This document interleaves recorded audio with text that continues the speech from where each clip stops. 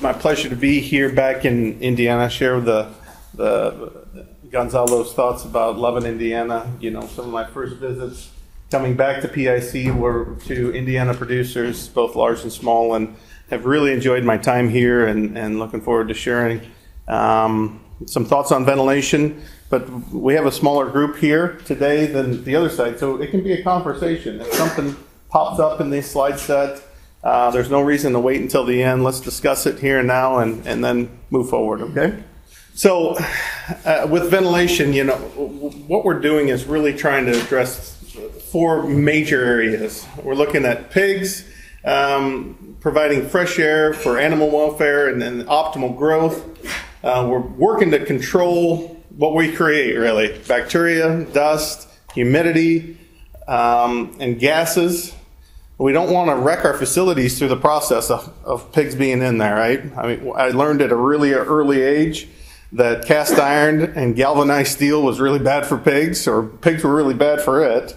So what we want to do is minimize those negative effects on the building. And then for people, as Gonzalo talked about earlier today, people are our biggest asset, and nothing more depressing maybe than when you go home from a barn. I'm in and out of barns, so I'm not used to it all the time, but if I'm in a poor ventilated environment, the first thing I get is almost flu, right? Until you get used to it. So we can use those as beacons to improve the conditions for our employees and ourselves. Fernando found this chart. Fernando Gomez is going to be speaking differently. And the first time I saw this chart, I said, man, that's really complicated. But as you dig into it a little bit more, it makes a bunch of sense. John Gadd put this together in 2005. And what it looks at is variable temperatures and its effects on performance. So what this shows is less than 68 degrees, the pig is going to use a bunch of energy for production, right? So what's the pig going to do? When a pig's cold, what's he going to do? This isn't a rhetorical question. He's going to shiver. What else? He's going to eat more. What else is he going to do over a long span? Grow slower, grow hair, grow fat, right? It's going to change him a bunch. All right, when they get to their thermal neutral zone, man, it's like an engine hitting on all cylinders, right? They're not going to divert any extra energy for heat production than just being generally warm-blooded. And all that extra feed intake that they're going to have, or those calories they're going to bring in, are going to be dedicated to growth. So that maintenance requirement is going to go down. As the pig gets warmer, I saw this and I said, man, how's the pig going to waste energy for cooling? They're not going to pile, they're going to do the opposite. How does a pig waste energy for cooling purposes? Respiration rate goes up. Anything else? We have some vets in the room, so feel free to chime in. What's that? Spread out. Spread out? Yeah. How about, what are the blood vessels all going to do? They should expand on the skin surface, right? We should have less vascularity, or less, blood being diverted towards that digestive system for nutrient absorption, and some of those type of things happen. So, and then we get into the serious problems category that we all want to stay away from. Okay, temperature affected in terms of average daily gain and feed conversion. In this chart, we're looking at the maximum ambient temperature before feed conversion and average daily gain are impacted because of high temperatures. So we start with a young pig, and as the pig gets heavier, that temperature goes down. So what this chart is really showing is within the barn at 100 pounds, if it gets over 76 degrees, we start losing average daily gain. If it gets over 85 degrees, we start losing feed conversion. Okay? So again, as the pig gets heavier, these tolerant temperatures start decreasing and decreasing, and this is why we generally see a 7 to 14 day slowdown in growth rate in the summertime, and those pigs that are really focused on feed conversion and late finishing, we see our poorest closeouts of the year in September closeouts because they did a bunch of their eating in August, right? In terms of desired room temperature, this is a chart that we put up before, but I just have two questions for the group. One is, we've decided to lay this optimal temperature very close to the lower limit or the cold stress line, except for the first few weeks, first 3 or 4 weeks. Why did we back off of that line there? So again, we've decided to put it, we think feed intake increases all the way to the point that feed conversion starts to be negatively impacted. But we're more conservative at the beginning. Why would that be? They can't eat that much. We can't eat that much? What else? Everyone eat that. Movement and placement. We may have some wet slats. We also know that little pig has very low body fat reserves. And if we do get in cold, because we slept below that line, we're going to really pay the piper, right? How about late? Francisco just talked about this pig making massive amounts of heat. Think about it. A finisher that's full of big old pigs, big market weight pigs, is just like 4 heaters running nonstop. But yet here in late finishing, we're backing off of that threshold, backing off of that line. Why would we do that then?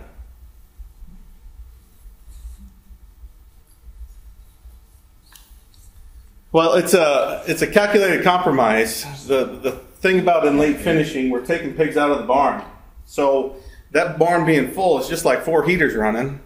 But if we take half of the barn out, it's only 2 heaters running. So the last thing we want to do in late finishing is compromise those pigs, get them piling, or have other challenges associated with really extremely cold temperatures. So we've chosen to recommend a conservative approach in that time of change. So the 2 areas of change, we're just going to be more generally conservative, okay? In this chart, again, we took a look at the outside temperatures in Iowa throughout the seasons, with the blue line representing the day's highs, the red line the average, the green line's the low, and then put together the desired room temperature for 12-pound pigs and market pigs. So as we see naturally, temperatures go up in the summertime and lower in the wintertime. Based upon this chart, why is starting pigs in the summertime a great thing? Yeah, we don't, it's hard to mess it up, right? So these pigs, we put them in a nursery, we can open all the windows and they're going to be comfortable, right?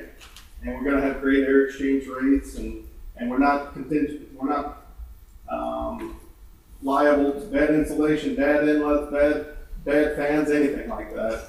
Pigs are going to be comfortably placed. But it's also a terrible time to have fat hogs, right? In late finishing. So these pigs want it to be around 60, 62 degrees, and it's 80 degrees outside. What are they going to do? Not eat, not grow, right? So we have to lever other devices. But right now, this time of year, in all of my history, we saw average daily gain go crazy. You just can't get the trucks fast enough, right? If you want to maintain a static weight. Why? Because they're getting into the place. Well, we talk about new corn, we talk about all kinds of things, but temperature intake goes crazy too, because the barn temperatures are going to be below, or the outside temperatures are going to be below those desired room temperatures, and we just got to take some of that heater heat out of the barn to make them comfortable. These are the 2 reasons why pigs take off, and why we have to be really, really focused on the ventilation settings on wean pigs in the wintertime, and the ventilation settings on fat hogs in the summertime. Those are going to be the 2 major areas of focus if we're going to go out to the field and make a difference tomorrow. Okay? So how heat is transferred within the barn. This chart talks about evaporation, conductive heat loss, conduction to the floor. So if I put my hand on this table, is the table going to maintain, this spot on the table going to maintain the same temperature or not? No, it's going to warm up, right? Because I'm transferring heat to the table. The pig's also transferring 40% of the heat to the air, and we have forced convection. that wind is going to be able to take some heat away from the pig. Okay? So we have adjustments to desired room temperature. I'm standing in the front of the room, I'm wearing a sweater, and I'm a little overweight, frankly. And we have Patricia over here that's wearing a short sleeve shirt and sitting there relaxing. I'm trying to move around a little bit. Who's hotter right now? Yeah. Me? Right? So I'm warmer. So what do we need to do to the temperature of this room for me to want to eat more? Well, probably not that much because I'm fat.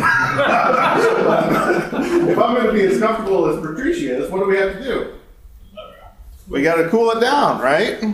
And if I'm really comfortable, Patricia is cold, right? So if she's not active, she's wearing a short sleeve shirt, we need to warm up the room temperature. So when we look at flooring types, it has the same effects, right?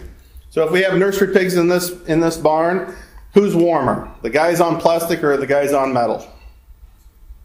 Right? Plastic. We think it's a 2 degrees difference. We think that a plastic floored nursery, we can generally run 2 degrees colder than a steel floored nursery. How about if we have a mat? Okay, so we have any kind of floored nursery, and one pen has a mat and one pen doesn't have a mat. Who's warmer? The mat. We think by 3 degrees. These aren't, I'm not going to stand up here and say, no, it's not 5 degrees, it's 3 degrees and not 2 degrees. We know they're generally warmer. And when we walk into the barn, before we see a pig, we're going to set the barn with mats 3 degrees colder than the barn without mats. How about brooders? Who's warmer? The pigs that have brooders or the pigs without brooders? Brooders. Yeah, brooders are heaters. Brooder heaters. Right? So we think a barn that with brooders, we can set 7 degrees colder than a barn without brooders. In combination, we do have a little heterosis here, Joe. 3 plus 7. I was raised in Iowa, but I know it's not 11, but we think there's a little bit of heterosis there, producing 11. These are general starting points, all right?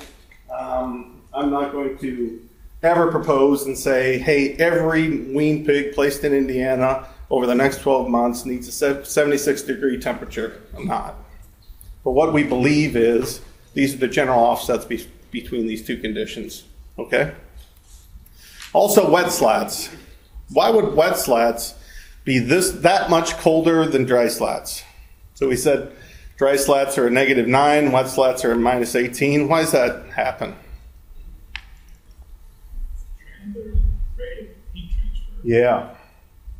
So if the outside temperature is 40 degrees and the water temperature is 40 degrees, who gets colder? The guy in the water or the guy standing outside? The guy in the water. Water is a great conductor of heat.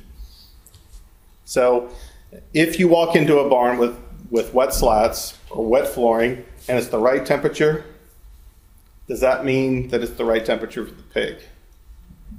No. So Bob talked about cleaning up buildings, disinfecting buildings, and we are absolutely fully in support of that in my section. But please never put a pig on a wet floor, or else you have to raise the room temperature by 8 to 10 degrees for him to be as comfortable. Okay? Heaters and brooders. First off, the heaters are designed to maintain the environment above critical low levels. Okay? And this, to me, has two different ideas. One is, if we have a set point of 70, we need the heater to turn on at 67 degrees and back off at 68 degrees to minimize, temperature rise and pushing heat out of the side. But the other thing is, on wean pigs in a wean to finish facility, where do you want your heater backup to be set? Does anybody have heater backups in their wean to finish farms today? This is, if the controller doesn't work, the heater should turn on, right? So where do we want that to be? What's that? 5 degrees below set. 5 degrees below set. So I see two kinds of settings in barns. I see that setting that Ryan proposed. I also see a bunch of the we don't want our building to freeze settings that set them at about 40 degrees. Now, that inventory in the barn's worth a bunch. We know the barn's worth a bunch as well. We recommend setting those heater backups 5 degrees below set point and then continuing to ratchet those down throughout the duration of the turn. These heater backups are designed to maintain, minimize financial losses because of an equipment failure. All right, so we have these two pictures of pigs in a wean to finish facility. Which pigs are more comfortable, the left or the right? Pigs on the right? Left. Some say left, some say right. The left. We think the left are. These pigs are piling about 2 pigs deep. These, or on the right are. The pigs on the left are scattered out, and we actually have a spot that nobody wants to lay. Now that spot that nobody wants to lay grew over here, right? But we have one guy laying right in the middle of it. Why is he laying there? He's sick. Okay, so we can utilize these microenvironments to maximize the comfort for all the pigs in the pen. Now, this is a little bit of an extreme case, and these pigs obviously are healthier and more comfortable, but we need to understand that based upon the conditions in the pen, whether it's body condition, whether it's health, we need to provide environments that make pigs comfortable, all right? And no matter what that temperature on the mat is, it could be 90 degrees, it could be 85 degrees, it could be 95 degrees. If the pigs are piling, they're telling you they're cold. Now, they may be cold because they're sick, maybe because they're wet, maybe because the mat's too small. But we have to do something to make the pigs more comfortable if we want to have that great feed intake in the nursery phase that Fernando's going to talk about here in a minute. What's your recommendation on, like, say, a 17,000 BTU brooder? How many pigs per typical 17,000 BTU brooder does PIC recommend? Yeah, we've seen as high as 160 pigs per brooder. That's when it's centered over the midline of the gate, and I'll tell you that's pushing it. It's got to be quite a ways up in the air to achieve that. You know, between 100 or 90 and 130, 140, we see that more comfortable. We also, Fernando's going to talk about this here in a minute, but we also need to make sure that we have enough mat space. Because if we're short on mat space, that brooder heater is going to cover less pigs, frankly. So again, as we talked about, me standing up here with a sweater and Patricia with a short sleeve shirts on, different settings, different conditions require different temperatures. These are schematics based upon different combinations of flooring type and extra heat and matting type. But you can see if we're only on slats, the basic recommendation on a 12-pound pig, the starting point would be 87, 88 degrees. But in that same wean to finish barn, if we add a brooder and a mat, we can get it as low as 76, 77 degrees. Now this is a big take-home message that I share with contract producers, because I know, based upon looking at records and P&Ls, that the use of mats certainly will decrease their operating costs, and the use of brooders in many cases does as well. With inlets and most of the buildings I see in this region, they're operating under negative pressure inlet ventilation, which means there's less air pressure in this room than in the attic. Okay? And if that's the case, then every crevice within the barn, air should be coming in at the same speed. All right?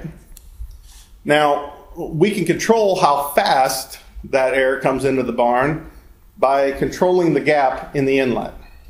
We have two different scenarios here. One where the air is coming straight down on the back of the pig, and one where it's shooting across the attic, bouncing off the back wall and then coming down.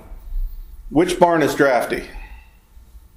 The one where it's coming straight down, or the one where it's moving at 800 feet per minute or 8 miles an hour along the ceiling? Straight down. Yeah, straight down. Well, there's two reasons. One, the airspeed coming straight down is direct. The second one is this column of air is a completely different temperature than all the surroundings. This morning, if we had a broken inlet, if a pig's laying underneath that inlet, he's going to be cold, right? So we need to make sure that we're chasing that 600 to 800 feet per minute coming out of the inlet and seeking a room humidity of less than 65%. The next one is feeding the system. We see two examples of soffits. This soffit here is about 10% open. This soffit here is completely open.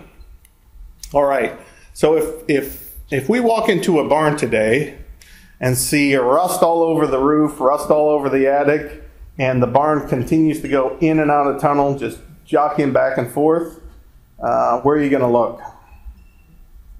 Well, we need to go outside of the barn and look at the soffits and make sure they're open and clear, or else it's going to be a constriction to the system. If we're running two fans out here in the pit, and we have no air going into the attic, how much air exchange is going on in the barn? None. So temperature is rising, humidity is rising. It'll either push us into tunnel or natural, so that temperature can drop, temperature drops, and then the cycle repeats itself.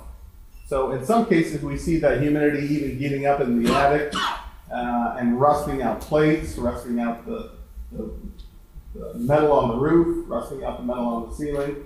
And just by opening up this soffit here to emulate the soffit on the left, can remedy that problem.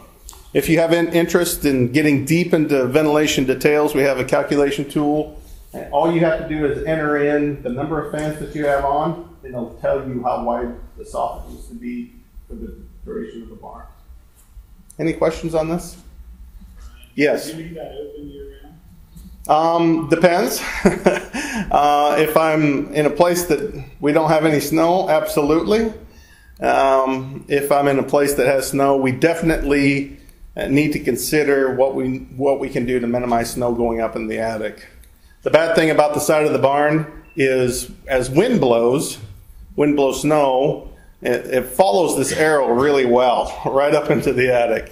Now this plate right here can block that. We also see producers putting in windbreaks, planting trees to minimize that amount of snow going up in the attic. So certainly on the east side or the south side, that's generally the soffit we see open. On the west side or the north side, we need to stay really close to it, Rich. Good question. In natural ventilation, we see two different pictures. One in the summer, operating properly. We have a cross breeze and it's blowing through the barn and it's working really optimally. In the wintertime, however, how many people in the room have natural ventilation in their barns? In the back? Yeah? Anybody else? So one of the challenges you may see in your naturally ventilated barn is if it's Christmas Day and you have market pigs in there, the curtain drops by this much, and it may go back up, drops up and down. So the big challenge with that is we can have a 10 to 40 degree temperature swing from the side of the barn to the center of the barn. To minimize that, there's two things that we really talk about. One is the placement of the probes. In many of these barns, we see probes right down the midline. And we always think when we see a controller that it represents the conditions of the barn. But if all the probes are right down the midline, it's representing the conditions of the midline. So we need to spread these probes out throughout the barn so it can pick up these cooler temperatures on the outsides and balance them with the warmer temperatures on the inside. The other thing that we can do in these scenarios is turn on a fan, a circulating fan. The minute that we do that, we don't have to run it for very long, maybe 30 seconds every 5 minutes. We can pick up this air and effectively mix that within the barn, balancing the temperature within the barn. Yes? You talking about like the barn storms or out? Yeah, just those circulating fans. So these wouldn't be fans that are exhausting anything. They're just the stir fans hanging from the ceiling, Rich. Fernando, you're here. You can talk a little bit about Chile and automatic versus manual curtains. Of course. It was made in Chile, and we measure every daily gain mortality and cool peaks, percentage. And we can see the effect in automatic versus manual curtaining. We can see almost $2 or $1.8 of the difference when we calculate the opportunity cost that we have in every daily gain and mortality. When you You can say, and after that, you can measure the feed conversion and other things, no? But really, in this case, was only for average daily gain and mortality, more obedient, more easy things that you can measure in this kind of data. No? In 170,000 pigs, many terms. No? So how does that apply to a North American road show? I've been able to work with a bunch of producers over my career, and there's guys that say no matter what in August, if the curtains are broke, they're broke, right? Or with certain ages of pigs, it is what it is. This data would indicate even in those specific areas of time, there's going to be a financial impact on performance through having equipment not operating properly. All right, the other thing on tunnel ventilation that we're working to leverage is the convective heat loss, okay? So if I start running around, I'm going to produce a bunch of heat, but I'm also going to feel a breeze, okay? And we can utilize this in the summertime on heavy pigs to make them feel cooler. To do that, we're going to manufacture wind speed and utilizing the outside temp. Now, the great thing that tunnel ventilation has, many of these barns have in tunnel ventilation, is actuated inlets. So we have this attic that we've been using all winter to temper air, bring air into the building, but it turns out that it works like an oven in the summertime, right? In August.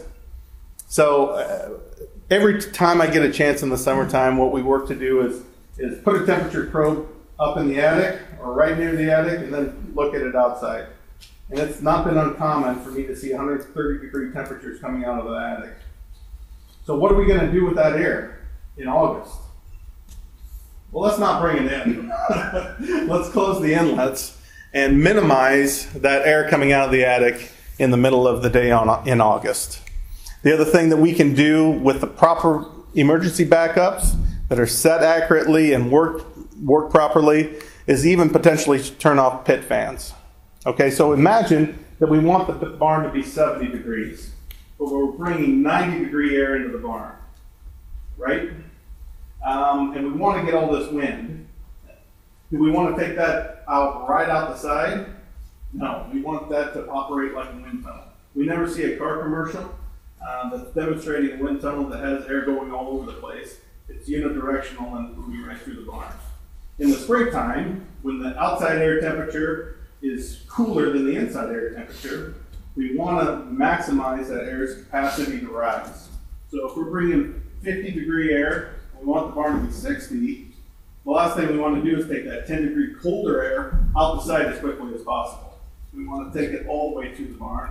And really, the measure that I utilize to understand the functionality of a good tunnel ventilation is how much temperature rise do we have from the front to the back. In Minnesota, some of our good customers in Minnesota have looked at this and they've decided 200-foot long finishers are bad. Let's go build them wider and shorter.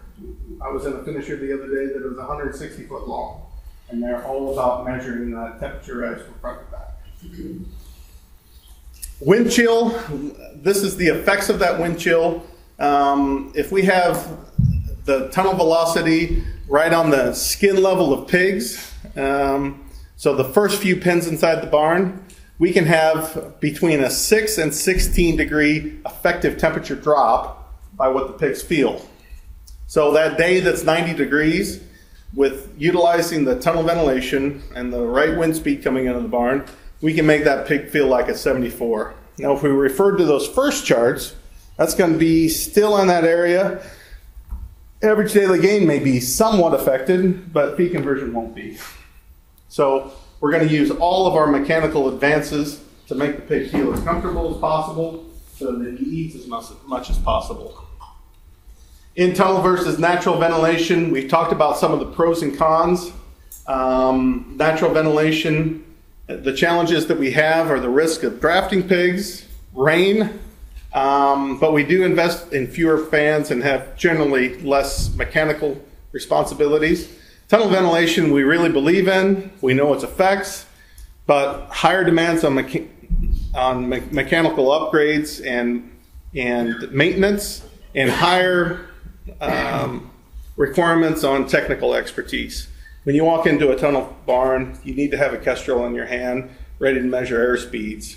Because if you have too much wind speed going through there, it can have negative effects on pigs and overdrafting them or over chilling them. And it can be really hard on equipment, both fans and pulleys and cables and all those things as well.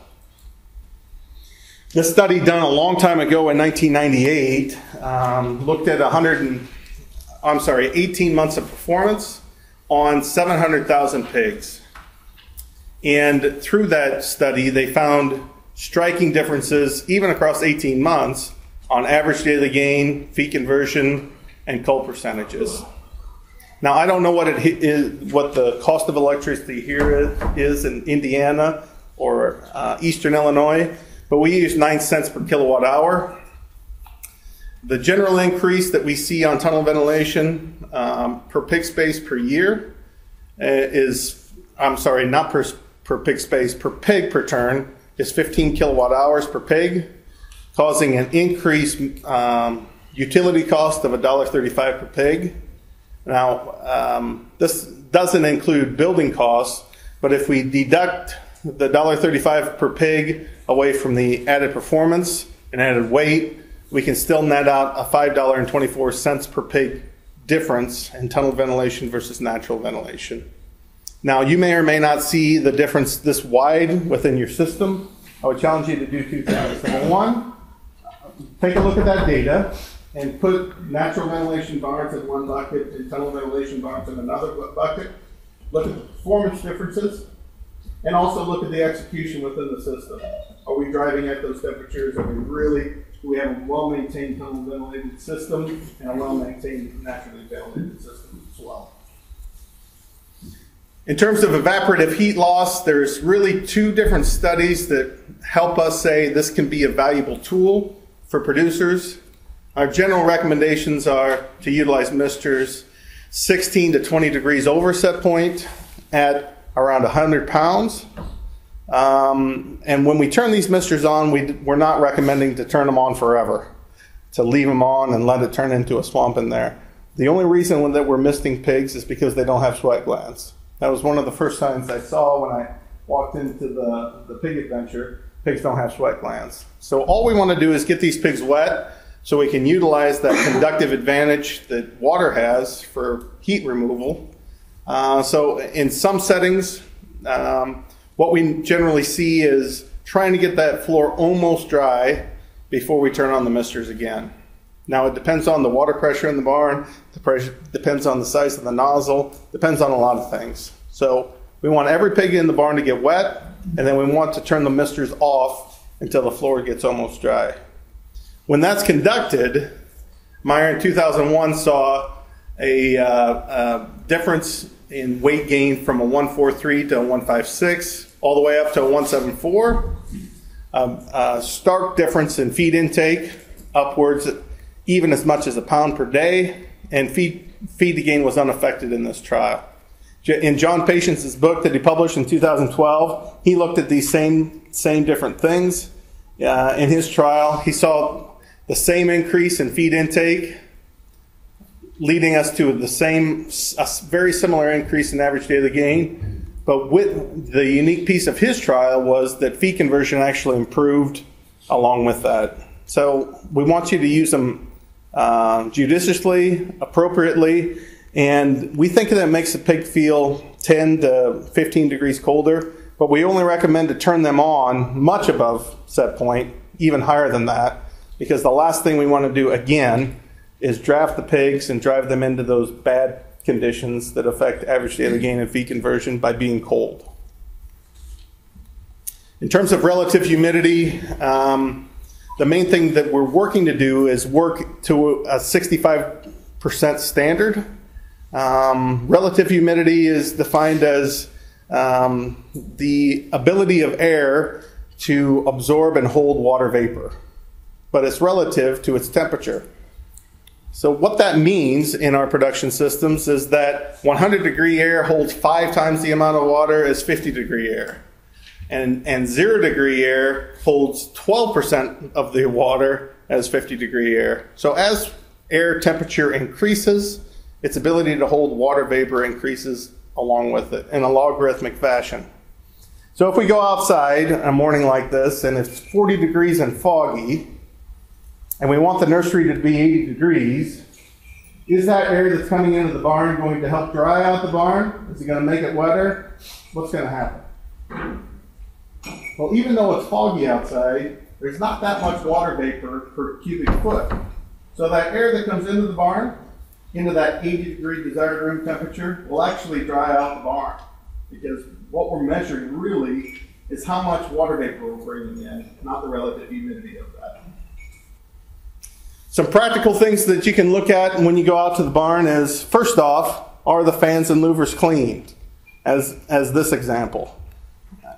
You know, in this barn, what we found when we turned off the fan was this 36-inch fan turned into a 35.2-inch fan because the outside tips of the fan were being shaved off.